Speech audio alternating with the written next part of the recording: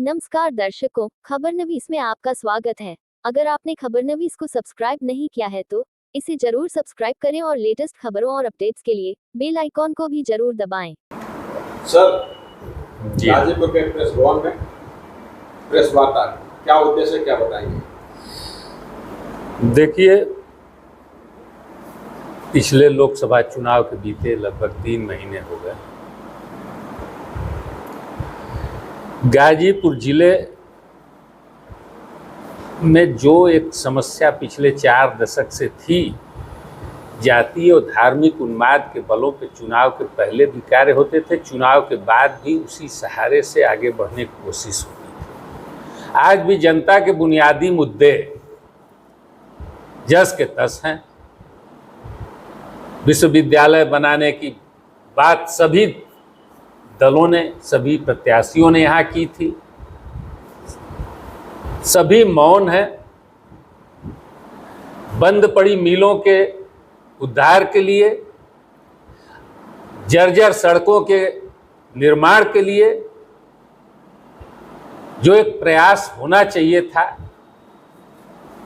पिछली बार 5 साल तक जो हमारे वर्तमान सांसद थे वो चुप रहे।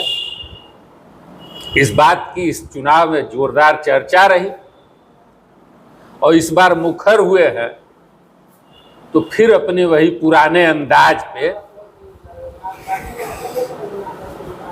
जाति और धार्मिक उन्माद को लेकर अभी उन्होंने बड़ा अनर्गल बयान दिया है। हमारे मठ और मठाधीशों को लेके, महंतों को लेके, धार्मिक भावनाओं को, जो हिंदुओं के, जो कि एक बड़ी मात्रा में उनको हिंदुओं का वोट मिला है। अभी वो देवालय शिवालय घूम रहे थे तो हम लोगों ने सोचा शायद बुत परस्ती स्वीकार कर रहे हैं, शायद बड़ा दिल दिखाएंगे, लेकिन वो कुछ खोज रहे थे। वहाँ इस जिले में, यहाँ के मंदिरों में खोजी निगाह से, षड्यंत्र करने के दृष्टि से वो घुसे। ऐसे लोगों को प्रतिबंधित कर दिया जाना चाहिए। भाई, भारतीय संविधान किसी भी व्यक्ति को अपना धर्म, जिसमें वो पैदा हुआ उसी धर्म का है, वह धर्म मानने न मानने की तो आज़ादी है, लेकिन दूसरे धर्म की निंदा, दूसरे धर्म की आलोचना, ये सांप्रदायिकता है और संविधान में इसे स्पेशली रोका गया है। तो जो ये सांप्रदायिक तनाव पैदा कर रहे हैं सांसद महोदय, अगर ये सूफी संत बन गए, समाज सुधारक बन गए, तो अपने समुदाय में जरा देख लें। जहां धार्मिक प्रतिबंध होने के बावजूद, धार्मिक और सामाजिक दोनों तरह से प्रतिबंध होने के बावजूद 80% अल्पसंख्यक नशा में डूबे हुए हैं। कुछ दारू, शराब, सिगरेट, ये सब चीजें पीते हैं, तस्करी भी करते हैं, और कुछ जो अभी धर्म के दबाव में हैं वो नशीली दवाओं और सिरप के सहारे चल रहे हैं। पूरे देश में आप उठा के देख लीजिए, शाम के 6 बजे से 8:30 बजे तक अल्पसंख्यक समुदाय की महिलाएं और बच्चे दवाओं की दुकान पे कतार में मिलेंगे। तुम क्यों प्रतिबंध लगाए हो? तुम भी फ्री कर दो। आपको जो सुधार करना है अपने धर्म में करिए। दूसरे के धार्मिक मामलों में हस्तक्षेप, सांप्रदायिकता को बढ़ावा देना है, उन्माद फैलाना है, और इसी अतिवादी रुख के कारण हिंदुओं में भी बहुसंख्यक अतिवाद से लोग प्रेरित हो रहे हैं, और ये दोनों रास्ते ठीक नहीं है। तो तथागत बुद्ध के बताए रास्ते पे, मध्यम मार्ग पकड़ के चलने पे ही भारतवर्ष की उन्नति संभव है। अखिलेश यादव ने बयान दिया, मठाधीश और माफिया में कोई अंतर नहीं होगा। अफजाद अंसारी ने उसी पर रिएक्शन दिया कि योगी बाबा जो है प्रधानी लायक नहीं है। उसके बाद तमाम तरह के उनके ऑडियो वायरल हुए थे ना, इससे इत्तेफाक रखते हैं। देखिए, अब ये सब विषय हमारे बोलने के लिए नहीं है। योगी बाबा का भी अपना कई बार विधानसभा, लोकसभा, सांसद, विधायक, मुख्यमंत्री लगातार चुनाव हारे नहीं, जीतते ही आ रहे हैं। तो ये कहना, अन्य विषयों पे उनकी निंदा, चर्चा की जा सकती, उनके कार्यों की निंदा की जा सकती है। जिस तरह से उन्होंने 69,000 भर्ती मामले में जिस तरह से उन्होंने शिक्षा मित्रों के साथ दुर्व्यवहार किया, जिस तरह से पक्षपातपूर्ण रवैये के साथ उनकी भर्तियां होती रही हैं, ये सब उनके विवादित कार्य हैं और उन्होंने निर्णय के प्रति ईमानदारी दिखाई नहीं है। लेकिन अब ये कोई कहे कि प्रधानी लायक नहीं है, तो ये किसी का मानसिक दिवालियापन हो सकता है। अभी जो व्यक्ति चुनाव जीतता आ रहा है, उसे कैसे कहेंगे कि आप प्रधानी नहीं लड़ सकते हो? 5 बार सांसद रहे, विधायक रहे, मुख्यमंत्री 2 बार से हैं, कैसे कह सकते? कभी कोई चुनाव हारे नहीं। क्या क्राइटेरिया है प्रधान की और सांसद की? क्या क्राइटेरिया है? और भाईजान की एक कह लीजिए तो बड़बोलापन है, कुछ भी बोल देते हैं। जिस दल में हैं उसकी मुखिया की पत्नी को भी तो कह रहे थे कि लोंडे जोगीरा बोलेंगे। इनमें क्षमता क्या है? इन कैसे सांसद बन गई? उन्हीं के साथ चल रहे हैं।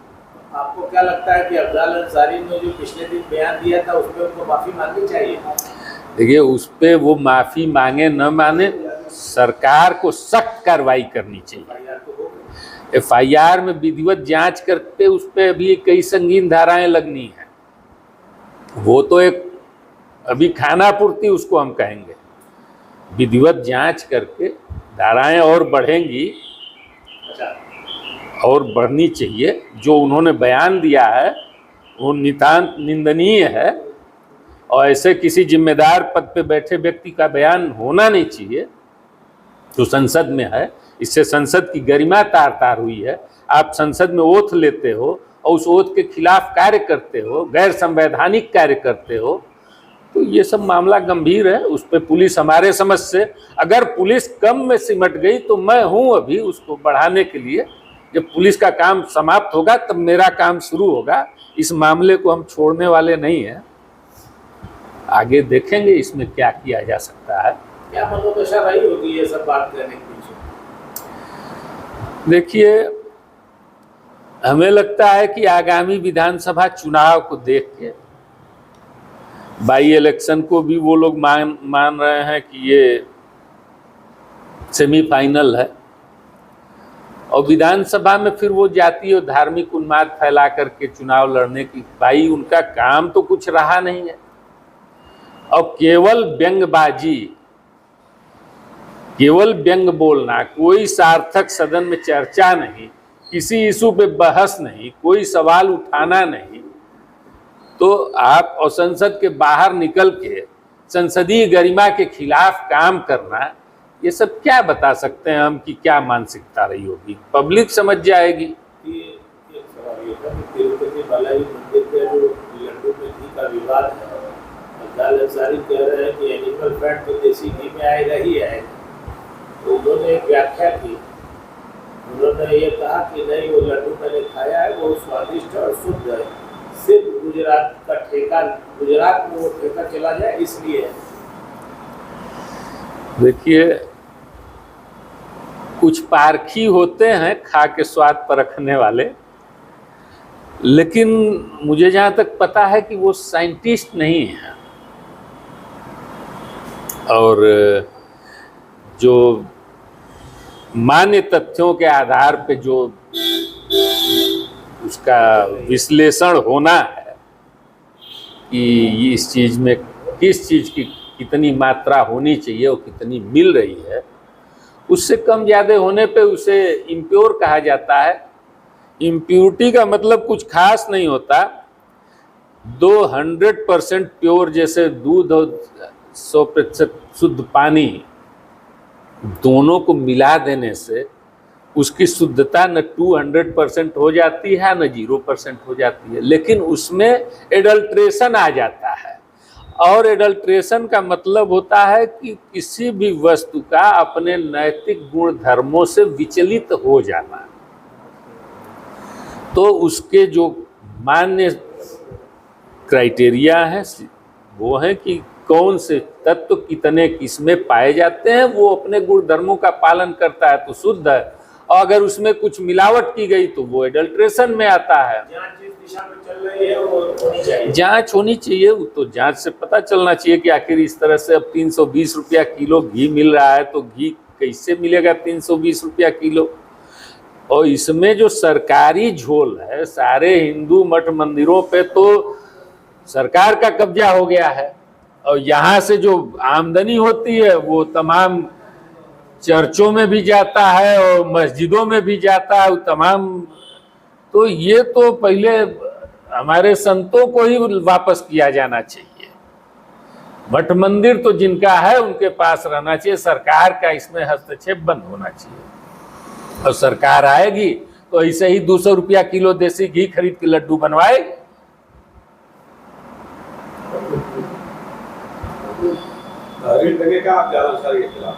तहरीर की जरूरत नहीं है, मामला संज्ञान में है पुलिस के, पुलिस ने FIR किया है, तफ्तीश चल रही है। अगर पुलिस ने मुकम्मल धाराएं नहीं लगाई तो फिर मैं अदालत में आ जाऊंगा। 2027 में समाजवादी पार्टी का दावा है कि हम ही आएंगे और कोई नहीं आएगा, कैसे देख रहे हैं आप? देखिए, इस बार तो पिछली बार जो एक कंफ्यूजन हो गया, दलितों में भी हो गया, कुछ पिछड़ी जातियों में भी हो गया। भारतीय जनता पार्टी का कैंपेन सही नहीं रहा, बसपा के खिलाफ उन्होंने तमाम र्यूमर फैलाए, तमाम छद्म खबरें चलवाई और पैसे से हमारी पार्टी को बदनाम करने की कोशिश की गई। दूसरे दल, इनका एक एजेंडा था कि हम 400 सीट पाएंगे, सरकार बनाने के लिए तो 250-300 चाहिए, संविधान बदलने के लिए 400 चाहिए। ये नहीं बता पाए कि संविधान में बदलना क्या है। और दूसरों ने कहा कि आरक्षण खत्म करना है। तो हम तो ये स्पष्ट कहना चाहते हैं आरक्षित वर्ग के लोगों से भी, और हमारी बहुजन समाज पार्टी इस आरक्षण के पक्षधर है, इसमें किसी तरह का कोई बदलाव जब तक बहुजन समाज पार्टी के पास ताकत है, बहन जी जिंदा है, तब तक किसी की मजाल नहीं कि वो संविधान में आरक्षण पे हमला कर सके।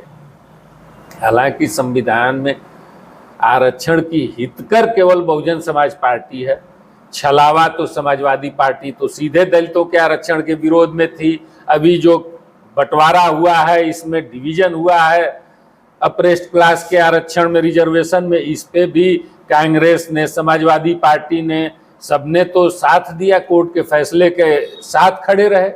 विरोध तो केवल बहुजन समाज पार्टी ने किया। तो ये जनमानस में आ गया है कि बहुजन समाज, मान्यवर काशीराम ने, विश्वनाथ प्रताप सिंह ने मंडल कमीशन की सिफारिशों को लागू किया, काशीराम जी, देवीलाल जी सबके लिए प्रयास किए। तो आज जो मंडल कमीशन की सिफारिश लागू हुई है, जो पहले से दलितों का आरक्षण, उसके बाद जो एक जागरूकता आई है, अब आरक्षण समाप्त करने का प्रयास सोच भी नहीं सकता है कोई, प्रयास की बात छोड़। आकाश आनंद और चंद्रशेखर रावण में दलित बड़ा दुविधा में है, और ये दुविधा जो है वो फैलाई जा रही है। हाँ, ये एक चाल हो सकती है। राम राज्य की स्थापना है तो रावण को भी प्रतिस्थापित किया जाएगा, फिर रावण का वध भी किया जाएगा। ये चाल हो सकती है एक धार्मिक उन्माद और उस रास्ते पे, राम राज्य के रास्ते पे चलने वाले लोगों की, कि जब राम राज्य आ गया तो एक नया रावण पैदा किया जाएगा, फिर उसका वध किया जाएगा। इस तरह के कोशिश उनकी होगी। चंद्रशेखर रावण की ऊपर की जाएगी। ये मुझे लगता है कि एक उनकी यही बाई प्रोडक्ट है, और उनको भी बड़ी जल्दी है। हमें लगता है कि पिछली बार विधानसभा में अखिलेश जी ने उनको समझौता में सीट नहीं दी तो आन चैनल टीवी पे रोने लगे, मायूस हो गए कि हम। लेकिन इस बार नगीना से वो जीत गए, बहुजन समाज पार्टी को भी वहां पर असफलता मिली। देखिए, एक इस बार हमारे समझ, देखिए बिजनौर सीट की एक खासियत कि वहाँ अल्पसंख्यक वर्ग ज्यादा है और बीजेपी ने चुनाव के 3 दिन पहले चंद्रशेखर रावण जी को Y+ सुरक्षा दे देती है, ताम झाम में चलने लगे, थोड़ी आकर्षण बढ़ गया। अभी हमने इनेलो के साथ अगर हरियाणा में समझौता करके हम हरियाणा में चुनाव मैदान में है तो भाजपा ने अपने एक विंग को दुष्यंत चौटाला को ले जाके जज पक्ष के साथ खड़ा कर दिया। तो भारतीय जनता पार्टी और भारतीय राष्ट्रीय कांग्रेस ये दोनों दलितों के वोट के चक्कर में दलितों का इतना बड़ा नुकसान कर रहे हैं, जिसकी भरपाई सिर्फ बहुजन समाज पार्टी के ताकत के बढ़ने के साथ ही हो सकती है। 2027 में इसका रिजल्ट दिखाएंगे आप? कोशिश रहेगी, जनता है, उसका हर फैसला स्वीकार होगा। हमारी जिद है कि हम अपनी बात को लेकर घर घर तक पहुंच जाएंगे, हम उस पर काम कर रहे हैं और उस पर चल। तो वो राम किस पार्टी से आएंगे तो उनका वध करेंगे? अरे भाई, जो रावण को पैदा कर रहा है वही कोई राम निकलेगा। तो आप राम राज्य की परिकल्पना वाली पार्टी और राम राज्य को लेके चलने वाले लोगों से पूछ लीजिएगा। ये हमारी एक सोच है कि इस तरह की चीजें, अभी उनकी सुरक्षा फिर हरियाणा चुनाव से पहले बढ़ा दी गई। कारण क्या हो सकते हैं? यही सब कारण हो सकते हैं। Thank you sir. अगर आपने खबरनवीस को सब्सक्राइब नहीं किया है तो इसे जरूर सब्सक्राइब करें और लेटेस्ट खबरों और अपडेट्स के लिए बेल आइकॉन को भी जरूर दबाएं।